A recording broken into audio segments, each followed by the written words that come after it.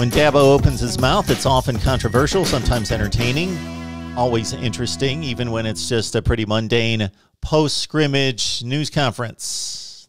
The voice of college football, Clemson, bringing you updates on the Tigers. Please like the video. Share the videos out on social media. If you enjoy the content, others will as well. So please share the videos. There are people on Twitter, Facebook, have no idea we're here talking Clemson football all the time. So please share the videos. And, of course, subscribe. Hit that bell for the notifications. That way you know when we're going live. On Wednesday, Clemson went to a full squad, wide open scrimmage, regular football rules, regular play. Near the end of the scrimmage, according to Dabo, they went to goal line and short yardage situations. Then, what I love to watch, the one-on-ones. Wide receiver versus DB, offensive lineman versus defensive lineman. We'll get a taste of that, of course, during spring football. But when they really isolate the positions and you see who wins the man versus man competition. Spring games coming up on April 3rd. Dabo mentioned Nate Wiggins. He had an interception in the scrimmage. Just talked about how talented he is. Amazingly talented, but needs strength, needs to get stronger. Aju, one of the most improved players on the team, according to Dabo, but has a long ways to go. So he emphasized he's come a long way, but, man, he has to come a long way. More to go until he's fully functional and able to contribute on game day. Hunter Helms, Dabo was very forthright in saying he had about 3 poor practices in a row. Now he's come back and been stronger more recently.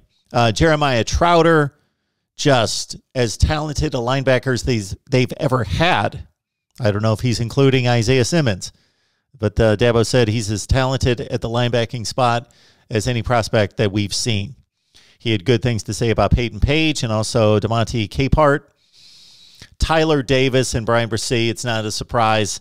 Dabo said those guys are just, they're at another level. You see it every practice. We're talking about 2 of the best players in the country at their positions. Will Shipley, Phil Mafah, listen up because Clemson fans really want to hear about these 2 running backs replacing Travis Etienne, of course, sharing time most likely with Lynn J. Dixon. And Dabo can see how well they were coached in high school. He said they're ahead of the curve because they were so incredibly well coached in high school, even in pass protection, which is always a struggle for young players, both physically and in also understanding the assignment, that they're way ahead of the curve. He also talked about, of course, DJ Uiagalelei, self-aware, knows his mistakes, recognizes them, corrects them, puts in the work, extremely competitive. We're running down the notes. Listen to the news conference. Also, a good source for this is Anna Hickey's rundown with tons more players. Dabo must have talked about 50 players. So if you want the complete rundown, you can read through it. Anna Hickey's article on Clemson 247 Sports. All right.